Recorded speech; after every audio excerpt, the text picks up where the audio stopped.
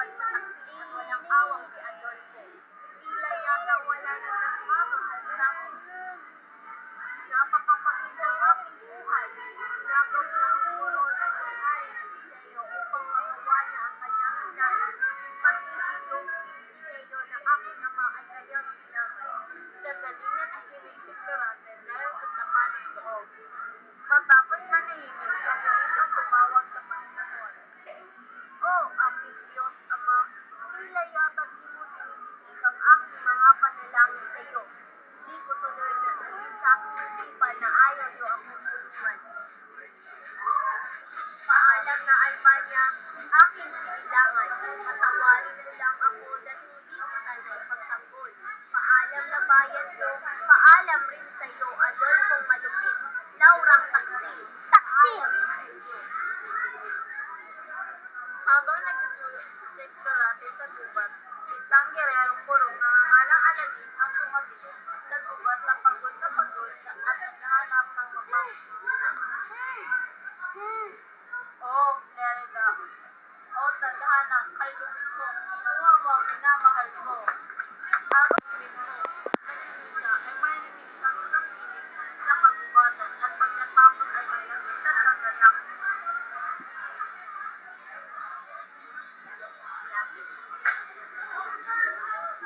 Oh, ano yung tinig na aking narinig? Tinig ng isang naghihinagpis na tao, hindi ko mayroon. Talagang ako'y minamalas. Ako'y pinapairan sa kamay ng taksil na si Adolfo. Si Adolfo malupit at higit pa sa halimaw kong manakit. Kaawa-awang tao, ang lahat ng panahon ay natapos nang siya'y pinahirapan at pinagsakit sa kulan. Pagkatapos na malimit ni Aladin, si Florante ay nagmuli siya ng isang malaking problema.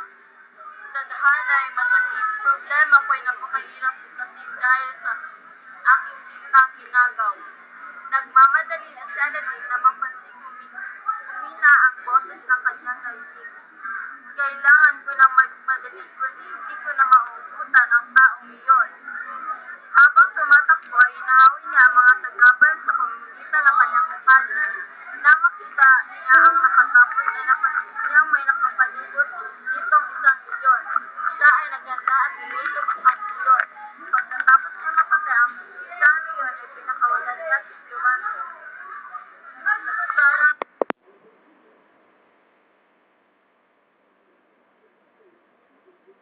ang taong ito. Pagkalipas na ilang oras ay namulat si Florante at Laura, nasaan ka? Tulungan mo ako makaalis dito. Hindi na sumagot si Aladin at baka sa kawalang pag-asa ay magtuluyan na si Florante. Sino ka at bakit ako narito? Magpahinga ka na lang. Ako ang nagligtas sa iyo. Hindi mo ba napapansin na tayo ay magkaaway? Marahil, pero ikay nangangailangan ng tulong. Siguro nga ay patay na ako kung hindi ka dumating. Ngunit ang pagkamatay ang siyang tunay kong kaligayahan. Hangal! Hindi mo ba alam na dinadagan lang ang iyong kasakit? Hindi napansin ang dalawang, ngunit isinama ni Aladin si Florante sa kanyang pagpapahingaan at doon sila napalipas ng gabi. Pagdating na umaga ay napansin ni Aladin na malakas si Florante kaya ito'y kanyang iyakap. Maraming salamat sa lahat ng tulong mo, kaibigan. Inaliw ni Aladin si Florante, ngunit napansin ito malungkot sa lisa. Leres kami na dito. Problema, maaari ko bang malaman? Sisimulan ko ang aking kwento simula na ako ay anak. Ang dalawa ay naupo upang magkwentuhan. Pinanganak ako sa bayan ng Albania kung saan si Dong Ibriseo ang aking ama ay ninirahan. Ang ina ko na si Princesa Floresca ay nakatira sa Crotona. Ako ay pinangalanan ni Lau Florante. Noong sanggol pa lamang ako ay muntik na akong gagitin ng isang buwetre. Isinasalaysay habang inaarte ng batang Florante. Florante! Tulong! Bakit po? Anong problema? Nakita ng pinsan kong si Lipo na ako ay dalagitin ng buwetre. Kaya dali-dali niya itong pinana at napatay at noon namang naglalakad ako ay kinuha ng isang aryon sa aking dibdib ang aking kupidong diamante. Buti na lang at hindi ako napahamak. Nang ako'y naging 9 na taong gulang ay lagi akong nasa buron at dala ang aking panatulog at ako'y naghahanap ng hayop upang tirahin ng aking pana. Kapag ako'y napagod ay nagpapahinga at naliligo ako sa batis kung saan masasayang nag-aawitan ng mga mayades habang tinutugtog nila ang kanilang lera. Ang kanilang tawanan na kapagpapawalan ng aking pagod.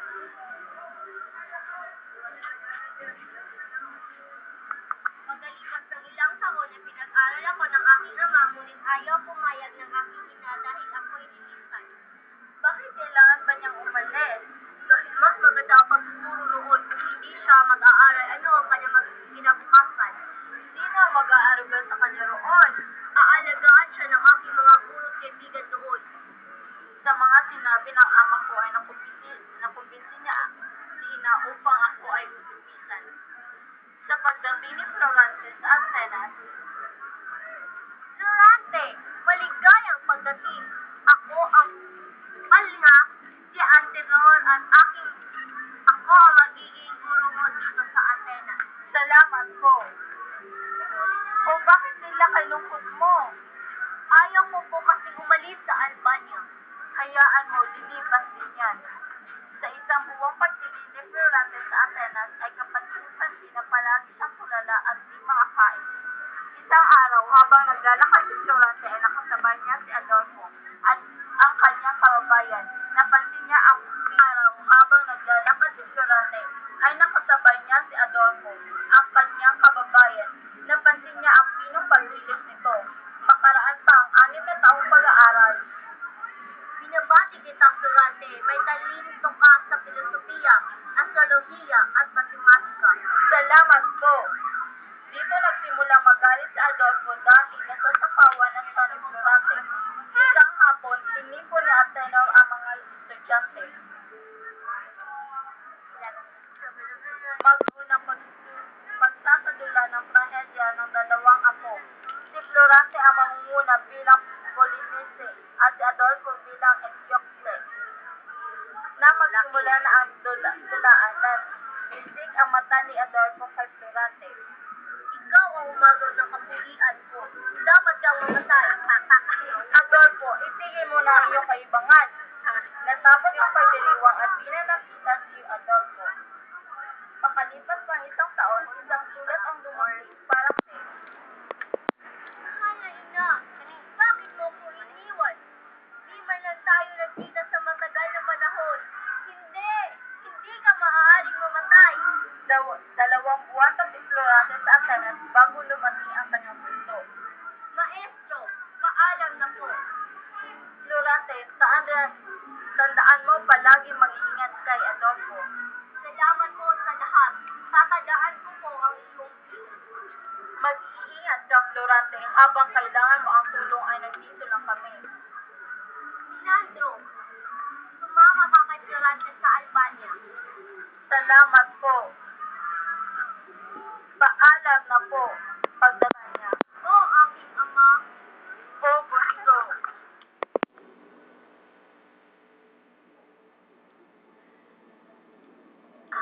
Magandang araw po. Humihingi ng tulong ang mga sa inyo dahil nanganganib po na masakop ng Gerald Osmani. Asahan ninyo ang tulong namin ni Florante. Pupunta tayo kay Hari Pisteo. Pagdating sa palasyo, sinalubong sila ni Hari Pisteo. Mahal na hari, ang aking anak na si Florante. Ang binata sa aking panaginip. Siya ang papalit sa aking trono. Pansamantala, pamunuan mo ang hukbong patungo sa Cortona. Tulungan mo ang iyong ninuno doon at magkanil ng karangalan. Nabalitaan ko kay Atenor na nagpamalas ka ng iyong kahusayan sa Atenas. Walang pagdududa sa iyong namana ang mga katangian ng iyong ama. Maraming salamat po sa papuri. Ginawa ko lang po ang nararapat. Maaari ko po bang malaman kung ano ang pangalan ng magandang Pilipini ngayon? Siya nga pala ang aking anak ko si Laura. Maiwan muna kita at mag-uusap lang kami ng iyong ama. Pumasok si Haring Linceo sa loob ng palasyo at tinapitan naman si Florante si Laura. Magandang umaga sa iyo, Prinsesa. Kanina pa kita napapansin. Magandang umaga, Florante. Salamat sa papuri. Lagi kang ipinikwento sa akin ng aking ama. Sana'y makilala pa kita ng lubusan. Gayon din ako, ngunit ilang araw lang at aalis ka na rin. Oo nga, halika Laura, pumasok na tayo at magsisimula na ang piging. Pagkatapos ng tatlong gabing piging, magandang gabi sa iyo, Florante. Dapat ka na maghanda para sa bukas. Maraming salamat po sa paalala. Magandang gabi rin po. Kinabukasan, handa ka na ba malayo ang iyong lalakbayin? Handa na po aking ama. Karangalan ko po ang maglingkod sa inyo. Haring Eusebio. Mabuti kung ganon. Mag-iingat ka. Salamat po. Mag-iingat ka, Laura. Ipangako mong babalik ka. Pangako, Florante. Paalam. Paalam sa inyong lahat. Mga kawan, tayo ng lahat. Florante, sa koto na nakita nila ang upo ni General Mali.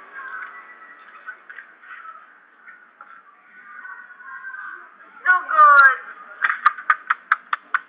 Sugod, digmaan. Digmaan, natitirang kawan ni Ismail. Nasa nakalaban. Isa, dalawa, tatlo, takbo! Nanalo tayo, mabuhay ang Albania! Mabuhay! Mga kawal, babalik tayo sa Albania. Pagkatapos sa pagnalik nila sa Albania, ay may nakasalubong silang mga bibinyaga na mga dalang isang babae. Sino kayo at bakit kayo narito? Kami, mga taga-Albania. Baka wala ninyo ang babaeng yan.